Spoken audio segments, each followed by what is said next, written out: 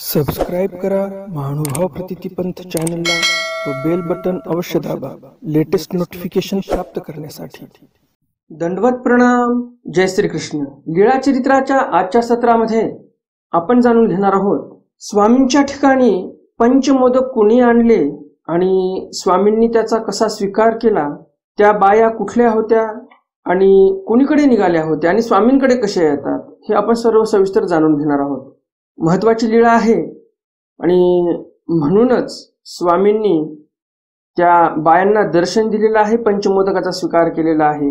आणि त्यांनी बायांनी तर खूप मोठे लाडू आणले होते, दुर्डीभर आणले होते, परंतु स्वामींनी 5च का स्वीकार केले हे लक्ष देण्यासारखं आहे। तर बघूया आपण काय करतात स्वामी, का 5 लाडूच घेतात ते। दुसरी लीळा आहे, स्वामींनी नाथोबांना तांदूळजा खुडून आणायला लावला। तर असा तांदूळजा खुडून आणल्यानंतर पुनश्च तांदूळजा खुडून आणतात नाथोबा, त्यावेळेस स्वामी त्यांना शिक्षा पण काय करतात आणि कसं वागायला सांगतात हेही आपण पाहणार आहोत या सत्रामध्ये। तिसरी आणि शेवटची लीळा आजच्या सत्रातील ती म्हणजे आऊ स्तुती करणी गणपती आपयो कोपणे। आऊसांनी स्तुती केली देवाची आणि स्वामी मात्र गणपत आपल्यावर कोपले। आज आऊसांनी अशी कोणती स्तुती केली जे स्वामींना कोपावं लागलं, स्वामींना राग आला आणि तेही औसावर न कोपता गणपत आपल्यावर कोपलेले आहेत, जे राजमान्य पुरुष होते। तर बघूया तिन्ही चरित्र सविस्तरपणे। तर जास्त उशीर न करता चला तर आज काही नवीन ज्ञानार्जन करूया। दंडवत हो। मी ईश्वरदास महानुभाव सर्वांचं स्वागत करतो आपल्या महानुभाव प्रतितिपंथ या यूट्यूब चॅनलमध्ये। नवीन दर्शकांसाठी सूचना, तुम्हाला असे ज्ञानवर्धक व्हिडिओ आवडत असतील, तुम्हाला दररोज स्वामींचे नवनवीन चरित्र ऐकण्याची इच्छा असेल तर हे चॅनल तुमच्यासाठी आहे। लगेच चॅनलला सबस्क्राईब करा, बेल बटन दाबा आणि ऑल ऑप्शन सिलेक्ट करा, म्हणजे तुमच्याकडून भविष्यामध्ये एकही स्वामींचं चरित्र सुटणार नाही। नियमितपणे तुम्हाला स्वामींचं चरित्र ऐकण्यासाठी तुमच्या मोबाईलमध्ये नोटिफिकेशन येत राहील। आजचा लीळा क्रमांक आहे लीळा चरित्र उत्तरार्ध, लीळा क्रमांक 93। पंचमोदक स्वीकारू। मोदक असं लाडूला म्हटलेलं आहे, नाहीतर तुम्हाला असं वाटेल गणपतीच्या समोर जे मोदक ठेवतात तसे मोदक देवासाठी आणले होते का? तसे मोदक नाही। मोदक म्हणजे इथे लाडू असा अर्थ घ्यायचा आहे आपल्याला। लाडू आणलेले आहेत दर्शनासाठी कोणीतरी।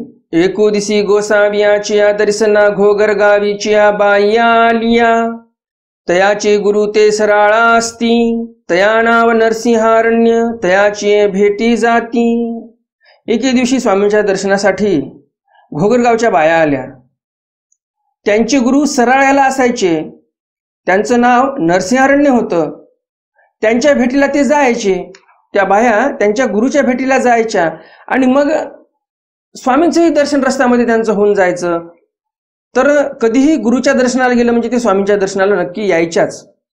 मग एक दिवशी आपल्या गुरु लागे लाडू केले, मग लेकी म्हणितले हांगे, श्री चांगदेव रावळाच्या दर्शना जाऊनी, तरी तया लागुनी थोरले 5 लाडू करू। लेक काय म्हणते आईला, आई आपण आपल्या गुरुच्या दर्शनाला जाणार आहोत तर आपण लाडू करतच आहोत, तर मग आपण असं करूया, जे चांगदेव रावळ आहेत ज्यांच्या दर्शनाला आपण जात असतो त्यांच्यासाठी मोठे मोठे 5 लाडू तयार करून घे, वेगळे दुर्डीभर लाडू आपण आपल्या गुरुला देऊया आणि जे 5 लाडू आपण मोठे मोठे करणार आहोत ते 5 लाडू फक्त आपण चांगदेव रावळांना देऊया। मग गोसाव्या लागोनी थोरले 5 लाडू केले, स्वामींसाठी मोठे मोठे 5 लाडू तयार केले। आपल्या गुरु लागोनी दुर्डीभरी लाडूवा केली, आपल्या गुरुसाठी म्हणजेच नरसिंहारण्यासाठी दुर्डी भरून लाडू तयार केले। मग गोसाव्याच्या दर्शना आलिया, मग स्वामींच्या दर्शनाला आल्या अगोदर गोसाव्या ते देखले आणि अवघे लाडू दर्शना करावे ऐसे उपजले। स्वामींच्या दर्शनाला आले, स्वामींना पाहिलं आणि मग असं वाटलं त्यांना जाऊ द्या, सर्व लाडू आपण चांगदेव रावळाच्या ठिकाणीच अर्पण करूया। मग अवघे लाडू गोसाव्यासी दर्शन केले, सर्व लाडू स्वामींच्या दर्शनाला त्यांनी ठेवून दिले समोर आणि देऊन टाकले, अर्पण केले स्वामींच्या ठिकाणी। सर्वज्ञ म्हणितले हे अवघे लाडू ने घे, हे आपले 5 लाडू घेईल। स्वामी म्हणतात आम्ही सर्व लाडू घेणार नाही, आमचे जे 5 लाडू आहेत तेवढेच आम्ही घेणार। येर जयाचे तया लागोनी घेऊन जा, एर म्हणजे या 5 लाडू व्यतिरिक्त जे दुर्डीभर लाडू आहेत, हे लाडू ज्यांच्या कारणाने ज्यांच्यासाठी तुम्ही तयार केलेत, म्हणजेच नरसिंहरण्यासाठी तयार केलेले आहेत तुमच्या गुरुसाठी तुम्ही, तर त्यांच्यासाठी ते लाडू घेऊन जा तुम्ही. मग गोसावी आपुले 5 लाडू वरी घेतले, वरचे 5 लाडू मोठे मोठे देवाने आपले आपण उचलून घेतले. ये आम्ही पैरा लाडू केले, म्हणितले ते गोसावी येथ जाणितले, ऐसे ते आश्चर्य झाले. बायांना असं वाटते की अरे आपण तर पलीकडे लाडू तयार केले, भोगरगावला आपल्या घरी बसून आपण लाडू तयार केले, आपण जे तिथे बोललो हे देवांना कसं कळालं बरं? ऐसे त्या आश्चर्य झाले, म्हणजे त्यांना आश्चर्य वाटलं, आश्चर्यचकित झाल्या त्या. मग ते लाडू घेऊन सराळ्या आली, आणि मग त्या दोघीही बाया लाडू घेऊन सराळ्याला पोहोचलेल्या आहेत त्यांच्या गुरुकडे, म्हणजेच नरसिंहरण्याकडे. त्यांच्या गुरुचं नाव नरसिंह असं होतं आणि आडनाव त्यांचं अरण्य होतं बरं का. नाही तर तुम्हाला असं वाटेल नरसिंहरण्य म्हणजे त्यांचं नावच आहे का? नाही, तसं नाही. नरसिंह नाव आहे आणि अरण्य हे आडनाव आहे. ज्याप्रमाणे गिरी आडनाव असते, जे काही संन्यासी असतात त्यांच्यामध्ये गिरी आडनाव असते. गिरी, पुरी, पर्वत, सागन, वन, तीर्थ, भारती, सरस्वती, अरण्य आणि आश्रम असे संन्याशांचे 10 प्रकारचे आडनाव आहेत. हे आडनाव शंकराचार्यांनी प्रस्थापित केलेले आहेत. दर्शन प्रकाश या ग्रंथामध्ये याचा उल्लेख आलेला आहे. हे आडनाव कसे पडले, शंकराचार्यांनी कसे नाव ठरवले, हे सर्व शंकराचार्यांची देण आहे, हे जे आडनाव आहेत ते. तर मग ह्या बाया लाडू घेऊन नरसिंहरण्याकडे आलेल्या आहेत. तयापुढे ते लाडू ठेविले, त्यांच्या पुढं त्या बायांनी लाडू ठेवले. परंतु आताच्या जमान्यामध्ये नरसिंहरण्य असे नाव आहेत बरं का. स्वामींच्या काळामध्ये हे जे नरसिंहरण्य आहेत यांचं आडनाव अरण्य होतं आणि नाव नरसिंह होतं. परंतु आताच्या काळामध्ये काही संन्यासांची नावं आहेत नरसिंहरण्य सरस्वती, म्हणजे नाव नरसिंहरण्य आहे, आडनाव सरस्वती आहे.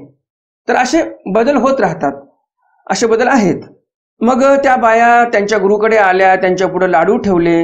आता भोळ्या बाबड्या बाया, आणि या बायांनी काय केलं, मग मागील गोष्टी अवघी तया पुढे सांगितली. या बायांनी भोळ्या भावामध्ये सर्व गोष्ट सांगून दिली की आम्ही रस्त्याने येत असताना चांगदेवरावांच्या भेटीला गेलो, तिथे असं आम्ही 5 लाडू घेऊन गेलो होतो.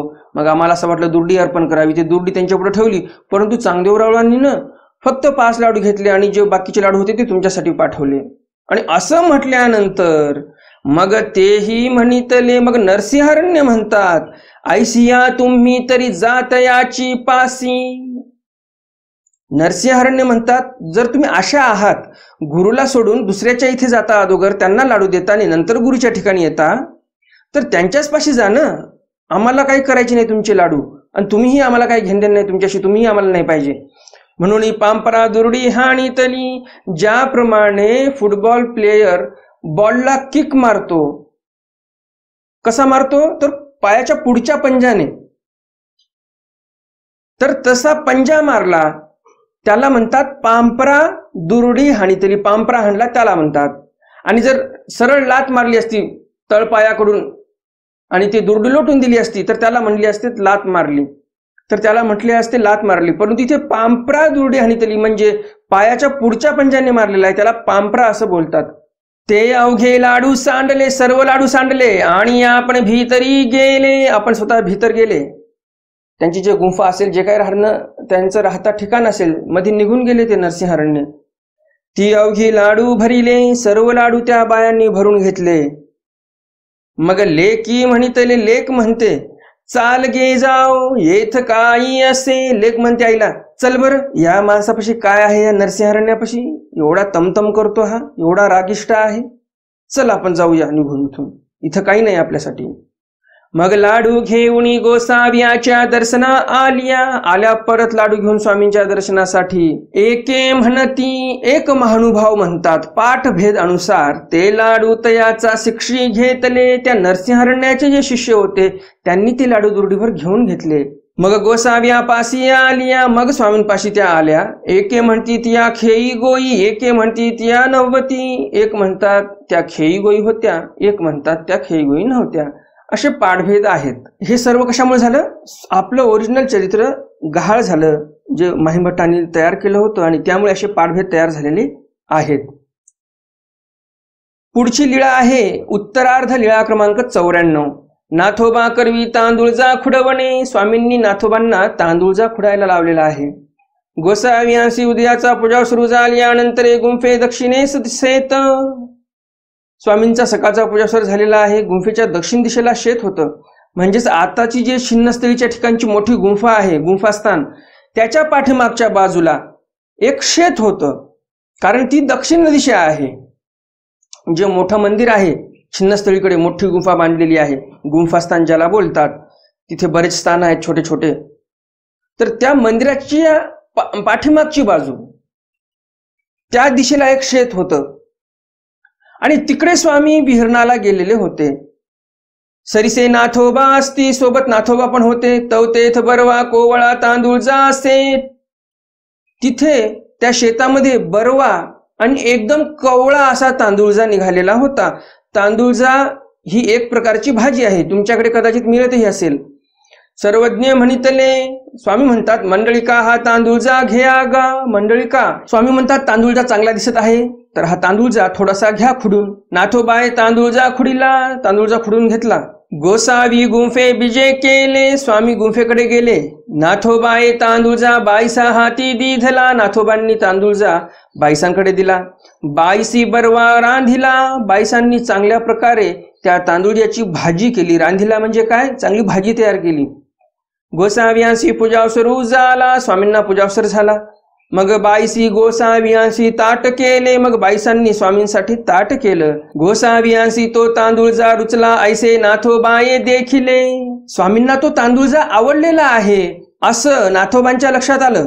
मग एरिदी न पुसता आणिला. दुसऱ्या दिवशी न विचारताच देवाला, बाईसांना नाही विचारलं, देवाला नाही विचारलं, सरळ शेतात गेले आणि तांदूळजा खुडून आणला. बाईसाचा हाती दिधला. बाईसी बरवा रांधिला. बाईसाच्या हाती दिला तांदूळजा. बाईसांनी छान प्रकारे भाजीही तयार केली. मग गोसाव्यांचा ताटी ओळगविला. स्वामींच्या ताटामध्ये ती तांदूळाची भाजी बाईसांनी वाढलेली आहे.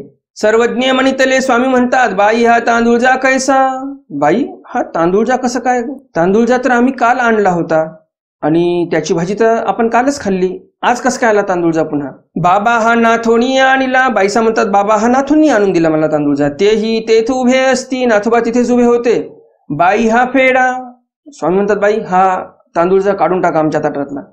सर्वज्ञ म्हणितले, मंडळिका हा तांदूळजा काय येथोनी आणविला. स्वामी नाथोबांना विचारतात, नाथोबा आम्ही तुम्हाला हा तांदूळजा आणायला लावला का? नाजी. नाथोबा म्हणतात, नाही, तुम्ही नाही आणायला लावला. तरी काही बाईसी आणविला. स्वामी म्हणतात, मग काय बाईसांनी आणायला लावला? नाजी. तरी कोणी आणविला. नाथोबा म्हणतात, नाजी, बाईसांनी पण आणायला नाही लावला, तरी कोणी आणविला? स्वामी म्हणतात, मग हा तांदूळजा कोणी आणायला लावला तुम्हाला? जी हा मी याची आणला, मी माझ्या मनानेच खुडून आणला. सर्वज्ञ म्हणितले, हांगा येथचा व्यापार तो येथ पुसपुसो की जे की. स्वामी म्हणतात, आमच्या ठिकाणचा व्यापार आम्हाला विचारूनच केला पाहिजे. यावरी गोसावी कीर्तिकठियाचा दृष्टांत निरूपिला. या प्रसंगावर स्वामींनी एक कीर्तिकठियाचा दृष्टांत सांगितलेला आहे. कसा आहे कीर्तिकठियाचा दृष्टांत ते स्वामी समोर निरूपण करतातच नाथोबांना. सर्वज्ञ म्हणितले, स्वामी म्हणतात, कहूनी एक कठिया असे तो भोगस्थानाची शुश्रूषा करी. कोणीतरी एक कठिया होता, म्हणजेच एक पुजारी होता. तो भोगस्थानाची शुश्रूषा करी म्हणजे जिथे कुठे देवतेचं एखादं मंदिर असेल, तिथे देवता जे काही भक्तजनांनी अर्पण केलं त्याचा भोग घेत आहे असं ठिकाण, एखादं क्षेत्र, तर त्या ठिकाणचा हा पुजारी आहे. तो तिथली झाडपूस दररोज करायचा. झाडी सडा संमार्जन करी. झाडून काढायचा, सडा टाकायचा, सारून घ्यायचा. ते देखोनी गावीची म्हणती. ते पाहून गावातले लोक म्हणायचे, कठीये हो निके करीत असा, बरवे करीत असा. ते लोक म्हणायचे गावातले, कठीये हो पुजारी बुवा, चांगलं करत आहात बरं का, उत्तम प्रकारे काम चालू आहे तुमचं. दररोज ते लोक असे त्याला बोलायचे. त्याला चांगलं वाटायचं. ते ऐकोनी दिसवडी हातू चढवी. आणि असं ऐकलं की याला पुन्हा स्फुरण चढायचं आणि म्हणून तो दररोज हातात दिसवडी चढवायचं. म्हणजे ह्यापूर्वी जर मंदिराच्या समोर फक्त 10 बाय 10चं पटांगण होतं, तेवढंच सडा टाकायचा, सडा संमार्जन करायचा, सारून घ्यायचा. तर जसे जसे लोक चांगलं म्हणायला लागले तसं हातभर जास्तीचं वाढवायला लागला. 10 फूट होतं, त्याला मग दुसऱ्या दिवशी 11.5 फूट झालं. 1 हात म्हणजे किती, 1.5 फूट वाढवायचं. तर असं जास्तीत जास्त दररोज 1 हात वाढवायला लागले. तयासी देवता आपले फळ नेदीची. लोक चांगलं म्हणत आहेत म्हणून हा 1 हात वाढवत आहे. मग हा कीर्तीसाठी करत आहे. तर त्या मंदिरातली जी देवता आहे ती देवता याला स्वतःचं फळ देणार नाही. काय होईल मग त्याला? तयासी कीर्तीचे फळ झाले, त्याला कीर्तीचंच फळ मिळणार. जे कीर्ती होत आहेत जनमानसामध्ये तेच त्याचं फळ. तैसे अनुसरलेली पुरुषे कीर्ती परक्रिया कहोणीची न करावी. स्वामी म्हणतात जो अनुसरला पुरुष आहे त्याने कधीही कीर्तीपर क्रिया कोणतीही करू नये. हा दृष्टांत 114 दृष्टांतापैकीचा एक दृष्टांत आहे. जे स्वामींनी 114 दृष्टांत सांगितलेले आहेत जे सूत्रपाठात आहेत त्यापैकीचा हा दृष्टांत आहे. तर आपलं कसं होते, आपण पण कीर्तीपरच करतो. आपण एखाद्या मार्गात सेवा दिली, काही मार्गाला काही वस्तू लागत असेल, काही फरशी दिली मंदिरासाठी किंवा काही एखादा फॅन दिला, तर त्या फॅनवर, त्या वस्तूवर, त्या फरशीवर आपण आपलं नाव टाकतो. म्हणजेच काय, आपल्याला स्वतःची कीर्ती होण्याची अपेक्षा आहे, आपलं नाव व्हावं. वासनिकांनी तर असं करू नये आणि साधूंनी तर असं करूच नये. साधूंसाठी पण देवाने सांगितलं, अनुसरलेली पुरुषे म्हणजे जे साधू संन्यासी आहेत त्यांनी पण कीर्तीपर काहीच केलं नाही पाहिजे. नाहीतर लगेच आज इथे ही क्रिया करण्यात आली, काढलेली फोटो आणि टाकली फेसबुकवर, काढली फोटो टाकली व्हॉट्सअपवर, आम्ही आज इथे हे केलं, आम्ही आज इथे श्रमदान केलं, आम्ही आज एखाद्या व्यक्तीला उपदेश दिला, आम्ही ईश्वर धर्मामध्ये एखाद्या व्यक्तीला आणलं. लगेच फोटो काढला टाकला व्हॉट्सअपला, फोटो काढला टाकला फेसबुकला. हे कीर्तीपर करू नये. असं जर केलं तर कीर्तीचे फळ होय देव म्हणतात. त्याला कीर्तीचंच फळ होईल. लोक चांगलं चांगलं चांगलं म्हणत राहतील त्याला आणि त्याच्यासाठी तेच फळ होईल. देव त्याला कोण्याही प्रकारचं फळ देणार नाहीत, देव त्याच्याकडे पाहणारही नाहीत, असं स्वामी आपल्याला इथे सांगतात. तर मग कशी क्रिया करणार तुम्ही आजपासून? कशी क्रिया करायला पाहिजे? आजचा प्रश्न उत्तरार्ध लीळा क्रमांक 94 या चरित्रातील हाच प्रश्न आहे. हा दृष्टांत तर तुम्ही ऐकलाच, तर हा दृष्टांत ऐकल्यानंतर तुम्ही कशी क्रिया करायला पाहिजे, काय वाटते तुम्हाला याविषयी? कमेंट बॉक्समध्ये कमेंट करा आणि उत्तर सांगा मला, काय करायला पाहिजे तुम्ही. उत्तरार्ध लीळा क्रमांक 95. औसा स्तुती करणी गणपती आपयो कोपणे. औसांनी स्तुती केली आणि स्वामी गणपत आपल्यावर कोपले. कशामुळे कोपले बरं देव, हे समोर पाहूया आपण सविस्तर. औसी सराळ्या गेली होती ते गणपती आपयो ये म्हणितले, हा आऊ आम्हासी गोसाव्यांचे दर्शन करा का. औसा सराळ्याला गेल्या होत्या, तिथे गणपत आपयो भेटले. गणपत आपयो म्हणतात, हाव आम्हाला पण कधीतरी देवाचं दर्शन करवा. ह्यावर औसा म्हणतात, ना रे, चक्रस्वामीचा ठाई मान मान्यता नाही, आव्हान विसर्जन नाही, तेथराया रंकासरी. औसा म्हणतात, ना रे, नको बाबा. कशामुळं? चक्रस्वामीच्या ठिकाणी कोणती तुला मानमान्यता भेटणार नाही, ना तुझी कोणी आव्हान विसर्जन करणार नाही, आणि तू आहेस राजमान्य पुरुष. राज दरबारामध्ये तुझी ओळख आहे, जरा चांगली प्रतिष्ठा आहे तुझी 4 माणसामध्ये, आणि तुला तिथे असं काही भेटणार नाही, ना तुझी कोणी मानमान्यता करेल ना आव्हान विसर्जन करेल. तेथराया रंकसरी, तिथे राजा आणि रंक म्हणजेच काय, राजा आणि रंक म्हणजे गरीब माणूस एखादा. तर हे दोघंही आमच्या चक्रस्वामीसाठी म्हणजे स्वामींसाठी समान आहेत. ना आऊ काही करावी असे मानू मान्यता, काही करावे असे आव्हान विसर्जन.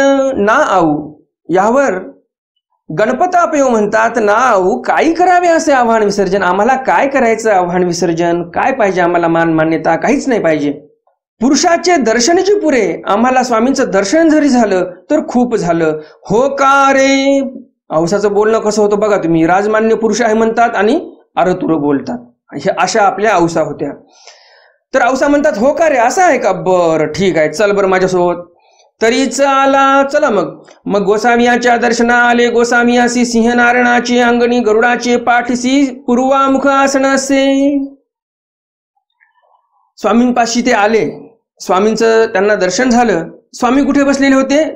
सिंहनारायणाच्या अंगणामध्ये गरुडाच्या पाठीसी पूर्वामुख आसन असे. गरुडाच्या पाठीमागच्या दिशेला बसलेले होते आणि आसन कसं होतं, पूर्वामुख म्हणजे पूर्वीकडे तोंड करून देव बसलेले होते. दंडवत केले, श्रीचरणा लागले, स्वामींना त्यांनी साष्टांग दंडवत घातले, पाया पडले. मग गोसावी आव्हान केले, मग स्वामींनी आव्हान केले, या या या, बसा बसा. व्यवस्थित छान प्रकारे त्यांचं आदरातिथ्य केलं. अपारू मानू मान्यता केली, मान्यता केली चांगली. मग गोसावी जवळे बैसले, स्वामींजवळ बसले. मग गोसावी नावे होते, मग गंगेकडे बीजे केले. स्वामी थोडे वेळ बसले तिथे आणि मग गंगेकडे निघून गेले. तयासी मान्यता देखिली आणि औसा स्थिती झाली. औसांनी पाहिलं, स्वामींनी गणपत आपयोंना आव्हान विसर्जन केलं, व्यवस्थित आव्हान केलं म्हणजे व्यवस्थित मान्यता केली. स्वामींनी गणपत आपयोंना चांगली मान्यता केलेली आहे, आव्हान केलेलं आहे. आणि असं पाहून औसांना स्थिती झाली. सिंहनारायणाचा दारवठा बाबूळ होती. सिंहनारायणाच्या अंगणामध्येच दारवठाच्या पलीकडून बाबूळ होती. ती वरी ओळखली, तिच्यावर त्या बाभळीवर औसा गेलेली आहे आणि म्हणती, गोसावी कामधेनू, गोसावी कल्पतरू, गोसावी चिंतामणी. आणि मग औसा त्या स्थितीच्या भरात म्हणायला लागलेली आहे, गोसावी कामधेनू आहेत, गोसावी कल्पतरू आहेत, गोसावी चिंतामणी आहेत. आणि गणपत आपयो म्हणायचे, ऐसे होय, अगदी बरोबर आहे. तुम्ही म्हणताय ते अगदी बरोबर आहे. खरंच स्वामी चिंतामणी आहेत, कामधेनू आहेत, कल्पतरू आहेत. जे मनात चिंतन केलं ते देतात, जे मनामध्ये कल्पना केली ते देतात, जे कामना केली तेही देतात. ज्याप्रमाणे ती कामधेनू देते, ज्याप्रमाणे ते कामधेनू कामना केली असतात ते पदार्थ देते, कल्पतरू कल्पना केली असतात ते पदार्थ देते, आणि चिंतामणी मनामध्ये चिंतन केल्यानंतर तो पदार्थ तो मनी देत असतो. त्याप्रमाणे देव आहेत असं गणपत आपयोही म्हणतात. ऐसे होय आऊ देवी, अगदी बरोबर आऊ देवी, बरोबर म्हणताय तुम्ही, असं गणपत आपयो म्हणतात.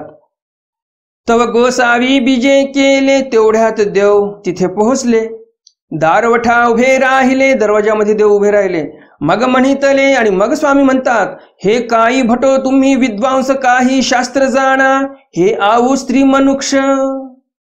स्वामी म्हणतात त्या गणपत आपयोंना, हे काही भटो तुम्ही विद्वान आहात, काही शास्त्र तुम्हाला माहिती आहे. औसा तर स्त्रीच आहे. ये काही स्तुती करीते असती, तुम्ही काही तोखत असा. औसा काय स्तुती करत आहेत, तुम्ही काय तोखत आहात त्यावर. कामधेनू ते एकाचे दारीचे ढोर. कामधेनू हे एक ढोर आहे, एकाच्या दाराचं बांधलेलं, एकाच्या दारामध्ये बांधलेलं हे एक ढोर आहे, म्हणजेच इंद्राच्या गोशाळेतील एक ढोर आहे हे. तैसा काही परमेश्वरू, तसा काय परमेश्वर ढोर आहे का. कल्पतरू तो एकाचे दारीचे झाड. कल्पतरू ते एकाच्या दारातील झाड आहे, तसे परमेश्वर काय झाड आहेत का. चिंतामणी तो एकाचे गळाचा मणी. तैसा काही परमेश्वरू, चिंतामणी एका व्यक्तीच्या गळ्यातील मणी आहे, तसा काय परमेश्वर आहे का गळ्यात घालून हिंडायचा. के अचिंत्यानंत शक्ती परमेश्वरू आणि के चिंतामणी कामधेनू करागाया सीते. स्वामी म्हणतात, कुठे अचिंत्य अनंत शक्ती परमेश्वर आहे, ज्या परमेश्वराला आपण चिंतनही करू शकत नाहीत असे अनंत शक्तीने युक्त असे परमेश्वर आहेत. अचिंत्य आहेत, अनंत आहेत, अनंत शक्तीने युक्त असे ते परमेश्वर आहेत. आणि त्या परमेश्वराची बरोबरी तुम्ही चिंतामणी कामधेनू आणि कल्पतरू बरोबर केली. कुठे तो परमेश्वर आणि कुठे ते चिंतामणी कामधेनू करागाया सीते. म्हणजे स्वामी म्हणतात गणपत आपयोंना, आता तुम्ही शिक्षा भोगायला तयार राहा, एवढा मोठा अपराध तुम्ही केलेला आहे. औसाला सोडून द्या. औसा तर स्त्री बाई आहे, बाई आहे, ते बाई माणसाला समजत नाही. तुम्ही तर विद्वान आहात, तुम्ही तर शास्त्राचा अभ्यास केलेला आहे, मग तुम्ही त्यांच्या होकारामध्ये होकार कसे भरत आहात, त्यांच्या बोलण्यामध्ये तुम्ही होकार कसे भरत आहात. ऐसे म्हणितले आणि औसाची स्थिती भंगली. असे देव बोलले की औसाची स्थिती भंगून गेली. जी जी स्वामी जगन्नाथा. आणि मग औसा स्थिती भंगल्यानंतर खाली उतरतात आणि देवाला विनंती करतात, जी जी स्वामी जगन्नाथा. राजमान्य ब्राह्मणूजी. हा गणपत आपयो जो ब्राह्मण आहे हा राजमान्य आहे. देवगिरीच्या दरबारामध्ये जे अखंड या महाराष्ट्राची राजधानी आहे त्या देवगिरीच्या दरबारामध्ये यादवांसमोर यांची खूप प्रतिष्ठा आहे, त्या राजासमोर यांची मान्यता आहे, प्रतिष्ठित माणसं आहेत हे. की जेल ते मजची की जो, जे काही तुम्हाला करायचं ते मलाच करा म्हणून उतरली, असं म्हणून मग ती खाली उतरलेली आहे. मग श्री चरणा लागली आणि मग औसाबाई स्वामींच्या पाया पडतात. तर हे तिन्ही स्वामींचे चरित्र तुम्हाला नक्कीच आवडले असतील. आणि अजून जर तुम्ही या व्हिडिओला लाईक केलं नसेल तर लगेच या व्हिडिओला लाईक करा. जास्तीत जास्त आपल्या वासनिक मंडळीपर्यंत हा व्हिडिओ शेअर करा, म्हणजे त्यांनाही या ज्ञानाचा लाभ होईल. उद्याच्या सत्रामध्ये आपण पाहणार आहोत स्वामींनी एका बाईचं कसं रक्षण केलं. ज्या बाईने पुरामध्ये उडी घेतली, नदीला खूप पूर आलेला होता, गंगेला, गोदावरीला, आणि त्या पुरामध्ये त्या बाईने उडी घेतली. स्वामींनी तिचं कसं रक्षण केलं. दुसरी लीळा पाहणार आहोत आपण, आऊ फुटाक्षेपणी जळ घोषू निवारणे, हेही आपण उद्याच्या सत्रामध्ये पाहणार आहोत. आणि आऊ पिंड उपहारू स्वीकारू, हे पण चरित्र आपण उद्याच्या सत्रामध्ये पाहणार आहोत. तर असे एकंदरीत 3 चरित्र आपण उद्याच्या सत्रामध्ये पाहणार आहोत. आणि उद्याच्या सत्रामध्ये आपण जवळजवळ उत्तरार्धाचं पहिलं शतक पूर्ण करणार आहोत. 99 लीळा पूर्ण होतील उद्याच्या सत्रामध्ये. तर भेटूया उद्याच्या सत्रामध्ये स्वामींच्या काही नवीन चरित्रासह. तोपर्यंत दंडवत प्रणाम. जय श्रीकृष्ण. दंड